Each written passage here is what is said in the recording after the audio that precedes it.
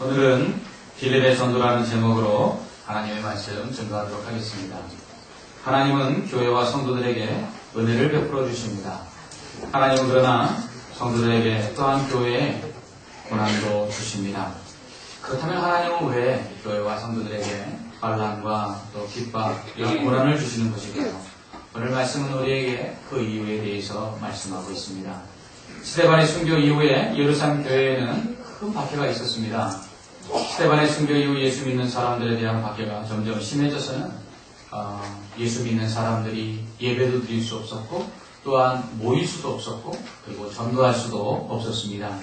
스데반이 돌에 맞아 죽을 때에 그 스데반의 죽음을 옳게 여겼던 청년이 있었습니다. 사람들이 돌을 넘기기 위해서 옷을 벗어서 그 청년의 발에 옷을 던져 맡겨 놓았었습니다. 이 청년이 바로 사울입니다. 이 사울은 예수 믿는 사람들을 얼마나 핍박했는지 예루살렘에서 각 가정에 들어가서 예수 믿는 사람을 잡아다가 옥에 던져 넣었습니다. 그가 이렇게 집에 들어가서 사람들을 잡아서 옥에 넣은 이유는 예루살렘 교회, 곧 초대교회는 지금의 교회들처럼 이러한 교회 건물에서 예배드린 것이 아니라 각 집에 모여서 사도들로부터 말씀을 배우고 떡을 대고 또 교제하는 예배를 드렸기 때문에 그렇습니다.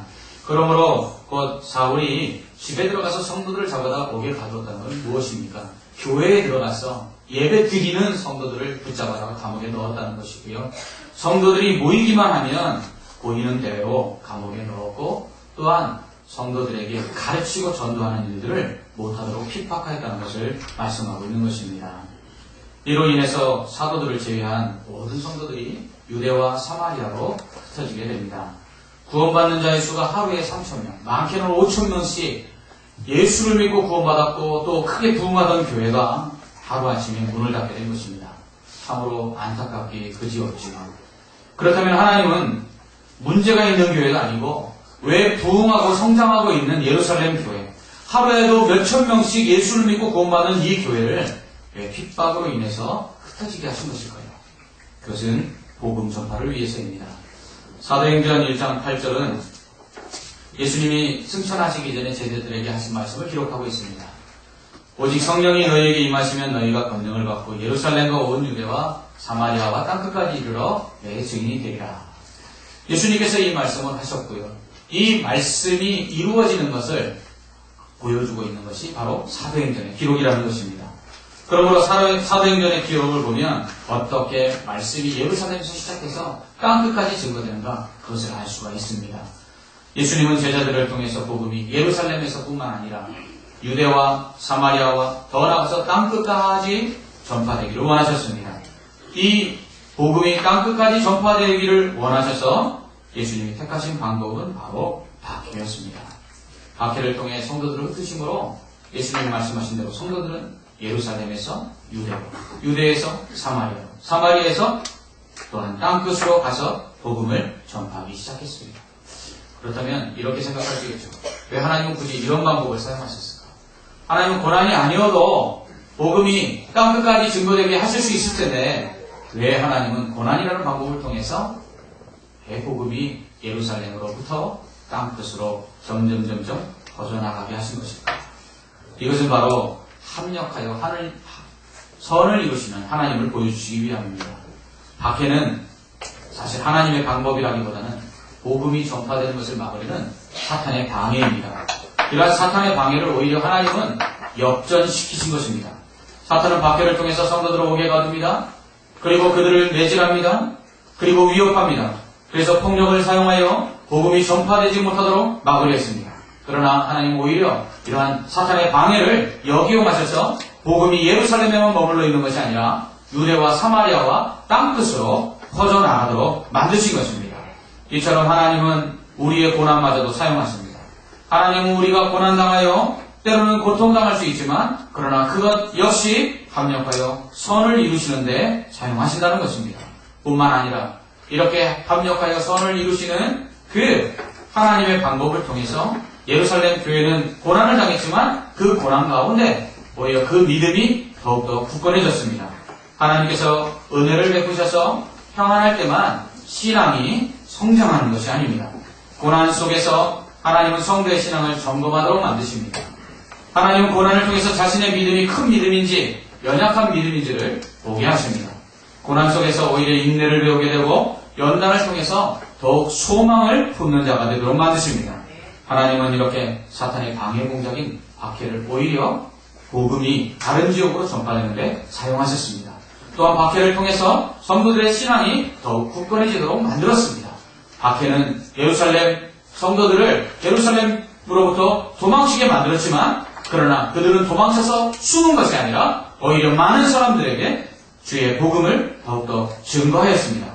그렇다면 예루살렘 교회 성도들은 박해의 원인이었던 복음을 전하는 일, 이 일을 그만두면 박해도 받지 않고 감옥에 가지도 않을 텐데 그들은 예루살렘에서 도망친 이유가 복음을 전해서 그렇게 된 것인데 무엇 때문에 그들은 또한 흩어졌어도 유대와 사마리아에 감옥에 갇힐 위험을 감수하면서까지 다시 복음을 전했던 것일까요?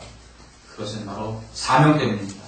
주님께서 주신 복음 전파의 사명이 그들을 박해로 인해 흩어짐을 당하면서까지 끝까지 복음을 전파하도록 만든 것입니다. 보통 이 정도 되면 사람들은 쉽게 좌절하고요, 포기할 수 있습니다. 예수 믿는 것 때문에 감옥에 간다면 누가 예수 믿겠습니까? 예수 믿는 것 때문에 매질을 당한다면 누가 쉽게 예수를 믿겠습니까? 그런데도 불구하고 그들이 예루살렘 교회 성도들이 복음을 전하는 이유는 무엇입니까? 그것은 바로 사명 때문에 그렇습니다. 어떤 분이 이렇게 말하더군요. 내가 예수 믿는 것은 잘 되려고 믿는 것이지 이렇게 고난받으려고 믿는 것이 아닙니다. 이렇게 힘들 줄 알았으면 내가 예수 안 믿는 것이 더 낫습니다. 라고 말씀하는 분들을 본 적이 있습니다. 믿음이 연약하기 때문에 그렇습니다. 아니 하지만 보통의 경우라면 예수 믿기 때문에 당하는 고난, 그 고난을 쉽게 견뎌내지 못하는 것이 사실입니다. 그러나 예루살렘 교회 성도들은 박해와 고난이 올수록 그들은 오히려 복음을 전하였습니다. 왜 그렇습니까? 사명이 오히려 박해를 이기게 하고 그리고 핍박을 두려워하지 않도록 만드는 원동력이 되었기 때문에 그렇습니다. 부상에서 회복한 후 제2의 전성기를 맞은 어느 운동선수가 이렇게 고백을 했습니다. 부상으로 인하여 운동을 그만둘까도 생각했습니다. 제게 운동은 전부였습니다. 그러나 그때 이런 생각이 들었습니다. 운동이 전부라면 목숨 걸고 다시 해봐야 된다. 운동은 내게 사명 아니겠는가 라는 생각을 하고 그 모든 부상을 이를 악물고 재활 치료를 받으면서 극복해내고 오히려 부상 회복 이후에는 더 좋은 성적을 내고 있습니다. 라는 고백을 하는 것을 들었습니다. 그렇습니다. 부상은 이 선수에게 치명적이었습니다. 지금까지 그 잘하던 운동, 그것이 전부라고 생각하고 살았는데 그것을 그만두어야 될 그러한 상황 속에 처하게 만들었습니다. 어찌 보면 여기서 좌절하여서 그는 아무것도 할 수 없다고 자포자기 할 수도 있었습니다. 그러나 그것을 사명으로 인식하는 순간 그는 모든 고난을 이겨내고 오히려 재기에 성공하였던 것입니다. 여러 번 사업에 실패한 어느 집사님께서 이렇게 말씀하셨습니다. 가족 때문에 다시 재기했습니다. 그분에게 가족은 재기하도록 만든 삶의 목적이었고 가장으로서의 사명이었습니다. 그래서 가족 때문에 그는 실패 가운데 좌절하고 넘어져 있을 수 없었습니다. 그래서 다시 일어난 것입니다. 사명은 이것입니다. 사명은 이처럼 인생에 있어서 부담이 되기도 하고요. 그리고 사명은 감당하기 힘든 짐이 되기도 합니다. 그러나 그 사명은 달리 말하면 우리 인생의 목적이 되고요. 삶의 이유에 대한 해답이 되기도 합니다. 왜 좌절할 수 없습니까? 사명 때문입니다. 왜 고난과 시련을 이겨내야 합니까? 사명 때문입니다. 이제 조금 있으면 중고등부 학생들과 또 대학생들이 기말고사를 칩니다. 이들이 왜 시험을 치죠? 시험 치는 거 쉽지 않습니다. 시험 안 치면 더 좋습니다. 때로는 시험이 이들에게는 학생들에게 고난이 될 수 있습니다. 그러나 왜 칩니까? 학생이기 때문에 치는 것입니다. 학생으로서의 사명이 시험을 치는 것이고 또 공부를 하는 것이기 때문에 그것이 그들에게 어려움이 된다 할지라도 저들이 시험을 치는 것입니다. 오히려 자신의 학생으로서의 공부를 깨닫고 열심히 공부하여 시험 치는 사람들은 오히려 시험을 통해서 자기의 만족을 얻고 오히려 그 시험을 통해서 자기가 얻고자 하는 것을 얻어내는 것을 볼 수 있습니다. 이처럼 사명은 시련과 고난을 당당히 맞서 부딪히게 하는 힘이요, 원동력인 것입니다. 이 사명이 없어서 흔들리는 것입니다.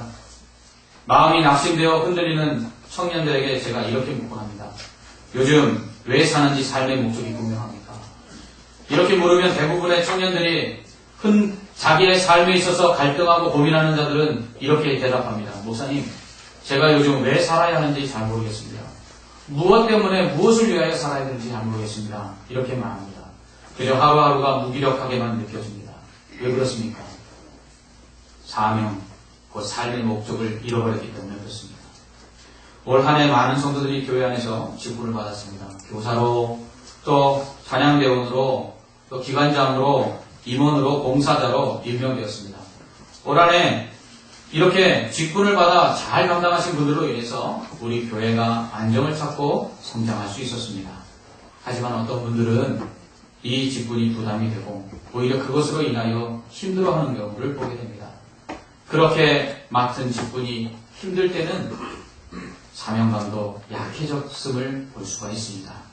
그러나 기도하는 중에 성령께서 우리에게 위로를 주시고 그 사명감을 다시 회복시키셨을 때에 오히려 그 힘든 일이 기쁨이 되고 또 즐거움이 되는 것을 보게 됩니다. 이처럼 사명은 모든 고난과 모든 역경을 이기는 힘이 됩니다. 올해도 그랬듯이 내년에도 주님께서 맡겨주시는 일에 대해서 사명감을 갖고 충성해 주시기 바랍니다. 이 사명감이 여러분이 끝까지 어떠한 슬럼프나 좌절이나 시련마저도 이기고 하나님이 맡겨주신 직분을 잘 감당하게 하실 줄 믿습니다. 얼마 전에 프로야구가 이제 완전히 끝났죠. 전 프로야구 보는 재미로 올 1년을 살게 되었습니다. 제가 응원한 팀은 LG 트윈스인데 아무래도 팀을 바꿔야 될 것 같습니다.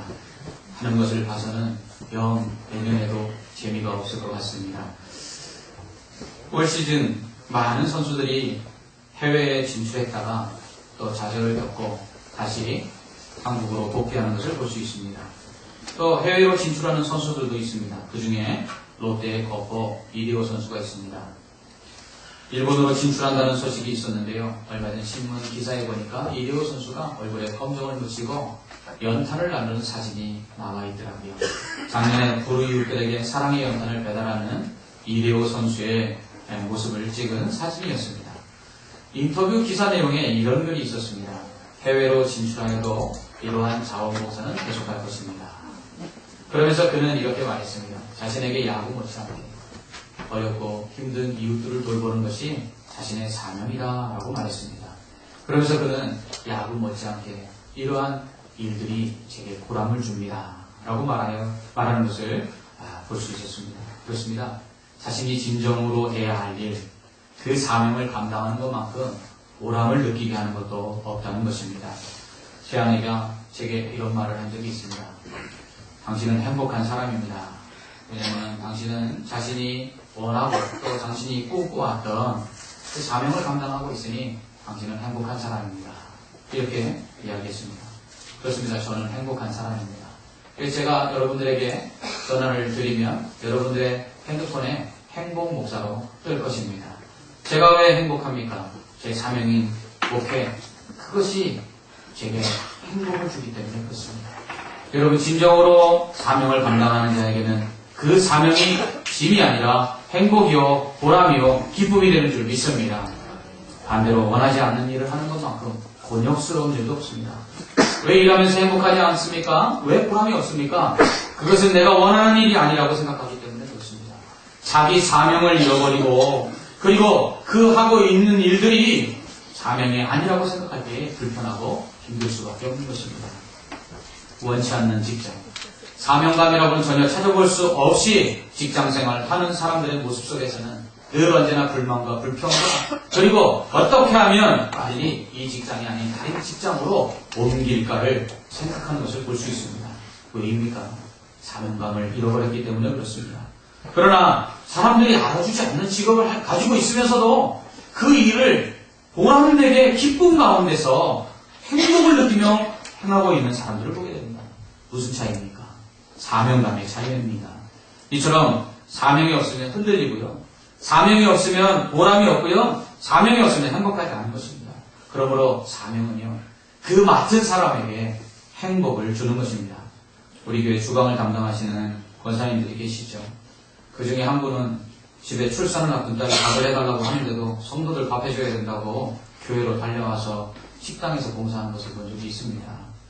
시장을 보고 그것을 3층까지 나르고 또 한 주에도 몇 번씩이나 되는 식사를 준비하면서도 한 번도 찡그리지 않는 권사님들의 모습을 보면서 제가 얼마나 행복한 목사인가라는 생각을 해보게 됩니다. 한 번은 권사님 한 분이 그런 말씀을 하시더라고요.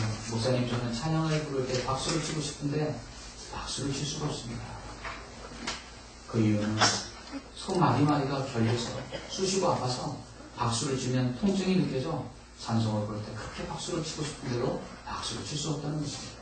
그런데도 그 마디마디 시린 손을 가지고 그 찬물에 손을 넣어 음식을 만들고 그릇을 씻고 봉사하는 모습을 볼 때 저는 이것이 사명이 아니고서는 감당할 수 없는 일이라고 생각합니다. 그렇습니다. 사명은 이처럼 우리의 몸이 힘들고 어려워도 그 일들을 감당하는 자에게 오히려 피곤을 이기게 하고 행복하게 하고 보람되게 하는 것인 줄 믿습니다. 사명 앞에서는 피곤도 문제가 되지 않습니다. 사명 앞에서는 절대로 흔들릴 수가 없는 것입니다. 이것이 바로 사명자의 옳은 모습인 것입니다. 이제 내년도 봉사자들을 세워야 할 때가 되었습니다. 꼭 이 중에 올해까지만 이라는 생각을 가지고 계신 분들 계십니까? 올해까지만 사역하려는 이유가 무엇입니까? 피곤해서입니까? 그럴 수 있습니다. 일이 많아서입니까? 그럴 수 있습니다. 능력이 부족해서입니까? 그럴 수 있습니다. 상황 때문입니까? 그럴 수 있습니다. 그러나 가장 근본적인 이유는 무엇일까요? 사명감이 결여되었기 때문 아닐까 생각합니다. 사명을 회복하면 어떤 문제도, 어떤 고난도, 어떤 상황도, 어떤 어려움도 다 이겨낼 수가 있습니다. 우리의 사명은 우리가 원해서보다 주님이 원해서 우리에게 주신 것입니다. 그러므로 주님을 기쁘시게 하기 위하여 내가 이 일을 감당한다 생각하며 주님의 기쁨을 위하여 그 사명을 받고 그 일을 감당하는 자는 결코 일을 포기할 수가 없는 것이죠. 왜 일을 내려놓으려고 합니까? 내가 힘들어서입니다. 내가 그 일을 감당할 수 없다고 생각해서입니다. 내 상황이 안 됐습니다. 보이는 건 전부 나밖에 없는 것이죠. 그러나 사명을 가진 자는 주님이 보이는 것입니다. 그 주님이 내게 이 사명 맡기셨을 때, 내가 그 사명 처음 받았을 때 내가 얼마나 뜨거웠고 내가 얼마나 감격했고 그 처음 그 사명을 받았을 때의 그 마음을 기억한다면 결코 주님을 위해서 살겠다는 그 사명 앞에서 지금 이 일들을 내려놓을 수 없다는 생각을 가질 수밖에 없는 것이죠. 우리 예수님도 이 사명 앞에서 흔들리시는 일이 있어요. 십자가에 달리시던 겟세마네 동산에서 자신과 싸워야만 했습니다. 아버지의 뜻, 십자가를 지어야 되는 그 사명 앞에서 예수님도 흔들리셨어요. 그것이 너무 힘들고 어려워서 그것을 피할 수 있다면 하나님 피할 수 있게 하십시오 하고 기도했습니다. 여러분, 사람이 어떻게 사명이 흔들리지 않을 때가 있겠습니까? 일이 힘들지 않고 지치지 않는 철인것 같은 사람이 어디 있겠습니까? 그러나 주님도 하나님이 주신 사명, 그 고난의 십자가를 지기로 결단하고 기도함으로 이겨내신 것처럼 우리도 기도 가운데 다시 일어나서 그 사명을 감당해야 될 줄 믿습니다. 사명이 흔들리십니까? 주신 사명을 감당하는 것이 지치고 힘듭니까? 상황이 여의치 않고 피곤하여 쉬고 싶으십니까? 이럴 땐 주님 앞에 나아가 기도하시기 바랍니다. 기도하는 가운데 주님께서 우리를 위로해 주실 것입니다. 기도하는 가운데 주님께서 우리의 마음에 쉼을 허락해 주실 것입니다. 수고하고 무거운 짐진 자들아 다 내게로 오라. 내가 너희를 편히 쉬게 하리라. 아멘. 그러나 주님은 이렇게 쉼을 주겠다고 말씀하시면서 모든 사명을 내려놓으라고 말씀하지 않았습니다. 오히려 너희는 와서 내 멍에를 메라. 내 멍에는 쉽고 가볍다라고 말씀하십니다. 여러분, 무거운 짐을 지고 수고하는 자들에게 와서 쉬라 하신 주님이 오히려 멍에를 메라고 말씀하십니다. 이게 무슨 말입니까? 멍에는 무엇이죠? 멍에는 소나 말의 어깨에 목 위에 걸쳐놓은 나무입니다. 그래서 이 멍에에 줄을 연결해서 쟁기를 끌게 하거나 아니면 수레를 끌게 하는 것이죠. 아니, 수고하고 무거워서 그 짐을 주님 앞에 내려놓으려고 왔는데 주님은 오히려 뭐라고 말씀하십니까? 야, 멍에를 매라 하고 멍에를 올려주신다는 것입니다. 아니 그렇다면 어떻게 쉽니까? 어떻게 평안을 얻을 수 있습니까? 여기에 놀라운 비밀이 담겨져 있습니다. 주님이 말씀하신 이 멍에는요, 소 한 마리나 말 한 마리가 끄는 멍에가 아니라는 것입니다. 이것은 소 두 마리가 같이 끄는 멍에이고요, 말 두 마리가 같이 끄는 멍에입니다. 그러니까 한쪽의 멍에는 우리가 매지만 그 한쪽은 주님께서 감당하시겠다는 것입니다. 그렇기 때문에 우리가 멍에를 메고 힘들고 지쳐 있을 때에 주님께서 그래 힘들고 지쳤어, 내가 더 감당할게 하시면서 우리를 위로하시고 끝까지 사명을 감당하게 하신다는 것입니다. 저는 키가 작아서 여러 가지로 유익을 본 적이 있었는데요. 그 중에 하나가 훈련소에 가면 유교 훈련을 받을 때 목봉체조라는 걸 합니다. 이 전봇대처럼 큰 통나무를 한 10사람이 들고 왼쪽 어깨에서 오른쪽 어깨로, 오른쪽 어깨에서 왼쪽 어깨로 옮기는 그러한 훈련을 받습니다. 저는 지혜롭기 때문에 항상 중간에 깁니다. 그러면 팔만 얹어놔도 자동으로 목봉이 왼쪽에서 오른쪽으로 옮겨갑니다. 이와 같은 원리이죠. 우리가 주님이 맡겨주신 멍에를 메고 갈 때 우리 혼자 메면 힘들죠. 우리 혼자 메면 지치죠. 그런데 그 한쪽은 주님이 감당하고 가시는 것입니다. 한 번도 우리와 함께 그 일을 감당하시면서 불평하지 않으시고 우리의 연약함에도 오히려 위로하시고 다독이시면서 나아가시는 그 주님이 오히려 지치고 힘들 때는 더 강한 능력으로 우리의 그 사명을 함께 감당해 주시기 때문에 우리가 쉼을 얻으면서 감당할 수 있는 것입니다. 우리의 사명이 힘들기 때는 혼자라고 생각합니다. 우리의 사명이 무겁게 느껴질 때는 아무도 도와주지 않는다고 생각합니다. 그러나 그렇지 않습니다. 임마누엘의 주님은 결코 한 번도 우리를 그냥 홀로 내버려 두신 적이 없으십니다. 그분은 우리 곁에서 우리의 사명의 한쪽을 감당하고 계십니다. 때로는 우리가 그것을 감당할 수 없을 만큼 지쳐있을 때에도 주님은 여전히 우리의 몫까지 감당하시는 것입니다. 그러므로 사명이 흔들리고 지칠 때는 주님께 맡기십시오. 우리 곁에서 우리를 도우시며 우리와 함께 짐지고 계신 주님을 바라보시고 의지하시기 바랍니다. 그러면 사명의 부담과 무거움이 가벼워질 것입니다. 아니 하나도 힘들지 않을 것입니다. 오히려 나를 대신하여 그 짐을 지고 가시는 주님의 그 몫을 어떻게 하면 나도 감당할까 주님과 함께 동역하게 될 것입니다. 그러므로 사명자는 주님을 의지하고 항상 기도하는 사람이 되어야 합니다. 기도하지 않을 때 사명이 힘든 것입니다. 기도하지 않을 때 지치고 기도하지 않을 때 모든 것이 부담이 되고 짐이 되고 피곤해지며 피하고만 싶어지는 것입니다. 그러므로 사명에 지쳐있고 피곤하실 때는 사명을 내려놓는 것이 아니라 기도의 자리로 나아가시기 바랍니다. 예수님도 많은 사람들에게 복음을 전하고 병을 고쳐주시는 일로 인해서 지쳐있을 때 쉴 틈조차 없을 때 주님은 오히려 홀로 한적한 곳에 가서 기도하셨고 새벽 유명에 방해받지 않는 곳에서 기도하셨습니다. 오히려 주님은 기도가 쉼이었습니다. 기도를 통해서 아들을 도우시는 하나님을 만났습니다. 이러한 주님의 기도가 바로 끝까지 십자가를 질 수밖에 없도록 만든 예수님의 사명의 원동력이었던 것입니다. 지금 주께서 주신 사명으로 인해 지시는 분이 계시다면 기도의 자리로 나아가십시오. 새벽을 깨워 기도해 보십시오. 주님 앞에 나아가 기도할 때마다 주님이 여러분들이 지금까지 누리지 못했던 쉼과 평안과 그리고 위로와 격려와 그리고 축복을 해주실 줄 믿습니다. 이렇게 사명감을 가지고 흩어져도 복음을 전한 성도들 가운데는 예루살렘 교회에 7 집사들이 있었습니다. 그 중에 집사 빌립은 사마리아 성으로 갔습니다. 그 역시 사명에 붙잡힌 사람이었습니다. 그는 그곳에서도 사람들에게 예수 그리스도를 선포했습니다. 그때 그가 전하는 말을 듣고 또 그가 행하는 표적을 보고 많은 사람들이 그를 따랐습니다. 빌립을 통해 나타난 표적은요, 다름 아닌 치유의 기적이었습니다. 많은 사람들에게 귀신이 떠나갔습니다. 많은 사람들에게서 중풍병이 떠나가고 못 걷는 사람이 나음을 입었습니다. 여기서 성경에서 아주 재미난 표현이 있는데요. 6절 말씀을 한번 보십시오. 거기에 보면 사람들이 많은 기적을 일으킨 빌립을 따랐다고 말하지 않고 그가 하는 말을 따랐다고 말씀하고 있습니다. 그렇습니다. 복음을 전하는 자, 그는 사람을 따르도록 만드는 사람이 아니라 바로 복음을 따르도록 만드는 사람입니다. 이단의 특징이 뭐죠? 이단은요, 거짓 교리를 따르게 하고요, 결국 그 궁극적으로 사람, 곧 교주를 따라가게 만듭니다. 그러나 복음을 전하는 사람은요, 자신을 따르도록 만드는 것이 아니라 그가 전한 복음, 곧 그가 전한 복음의 핵심인 예수 그리스도를 따르게 만드는 사람이라는 것입니다. 제자 훈련을 잘못 가르치면요, 사람 제자 만듭니다. 그러나 진정한 제자 훈련은 사람을 따르는 자가 아니라 예수 그리스도의 제자를 만드는 것입니다.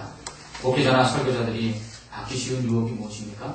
사람들이 자기를 따르도록 만드는 것입니다. 이래서는 안 됩니다. 목회자나 설교자가 복음 뒤에 자신을 감추어야 합니다.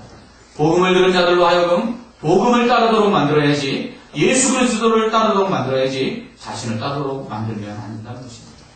결국 좋은 설교자는 자신의 설교를 들은 사람들로부터 오늘 설교 말씀 잘 들었습니다, 은혜 받았습니다 하는 말을 듣기보다 주신 말씀대로 살겠습니다, 그 말씀이 원하시는 대로 예수님을 본받아 살겠습니다 라는 말을 들어야 하는 것입니다. 여러분, 그러므로 앞으로 말씀을 듣고 꼭 은혜 받으거든, 물론 은혜 될 때보다 은혜 안 될 때가 더 많을 수도 있겠지만요, 은혜가 되거든 나가시면서 꼭 이렇게 말씀해 주십시오. 목사님, 주신 말씀대로 예수님의 제자처럼 예수님 따라 살겠습니다, 말씀대로 살겠습니다, 이렇게 이야기해 주십시오. 그것이 목사가 교만해지지 않게 만드는 것이고요, 그것이 여러분들이 말씀을 듣고 옳게 받아들인 태도라는 것입니다. 이처럼 진정한 사명자는 자신을 드러내는 것이 아니라 하나님을 드러내고 하나님께 영광을 돌리는 사람이라는 것입니다.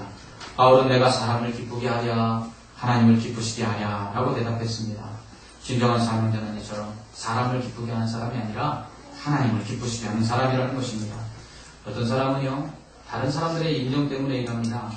사람들이 알아주니까 일합니다. 사람들이 칭찬하고 인정해주지 않으면 일하기를 거부합니다. 그러나 진정한 사명자는 사람이 아니라 하나님의 영광과 하나님의 칭찬과 하나님의 인정을 얻기 위해서 일하는 자입니다. 그렇기 때문에 때로는요, 사람들로부터 핍박이 오고 손가락질이 오고 그리고 고난이 따른다 할지라도 그것이 두렵지 않은 것입니다. 왜냐하면 하나님의 영광을 위하여 내가 이 고난을 받아도 하나님이 기뻐하시고, 내가 이러한 핍박 속에서도 하나님의 영광을 위하여 이 사명을 감당하면 하나님께서 마지막 날에 갚아주실 것을 믿기 때문에 그런 모든 것을 이길 수가 있는 것입니다. 또한 자신이 일한 후에 겸손하게 모든 영광을 하나님께 돌리는 사람, 이 사람이 진정한 사명자입니다. 빌립은 전도를 하였습니다. 그가 전도했을 때 당시 사마리아의 마술을 통해서 사람들을 크게 놀라게 만드는 큰 마술사가 있었습니다. 그의 별명이 위대한 마술사 시몬이었습니다. 그런데 이 사람이 빌립의 전도를 받고 예수 믿고 세례를 받았어요. 이 사마리아 사람들이 예수를 믿었다는 소식을 듣자 이 베드로와 요한이 예루살렘 교회로부터 파송이 됩니다. 그래서 사도들이 내려와 확인해 보니까 사마리아 사람들이 정말 예수를 믿거든요. 그래서 예수 믿는 사람들에게 안수하여 성령을 주기 시작합니다. 그러니까 안수를 받는 사람들에게 성령이 임하는 것을 이 시몬이 보고는 베드로에게 이렇게 말합니다. 내가 돈을 줄 테니까 혹시 그거 팔 수 있으면 팔라고. 그래서 자신이 안수하여서 자신도 다른 사람들이 성령 받도록 그렇게 해달라고 부탁을 합니다. 무슨 말입니까?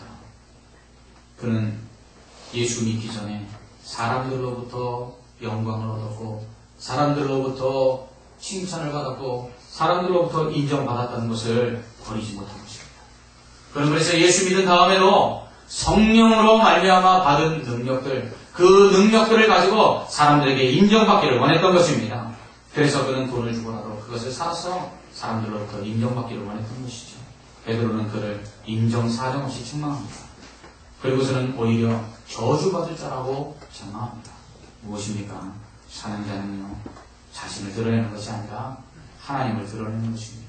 사명자는 자신은 고난을 받고 핍박을 받아도요, 하나님이 영광을 얻으시고 예수 그리스도가 드러난다면 그것을 기뻐하는 자입니다.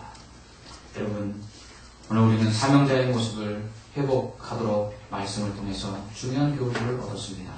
사명은 어떤 상황 속에서도 포기할 수 없는 신앙의 목적입니다. 때로는 사명을 감당하는 것이 우리에게 고난을 당하게 할 수도 있습니다.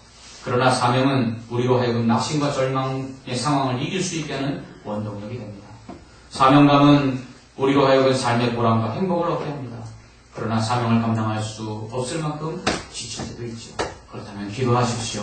그러면 기도할 때 주님께서 우리의 수고의 짐을 가볍게 하실 것이고 우리를 도우사 우리로 다시금 사명을 회복하고 그리스도의 영광과 그리고 하나님의 영광을 위하여 우리에게 맡겨주신 직분을 감당할 수 있도록 도와주실 것입니다.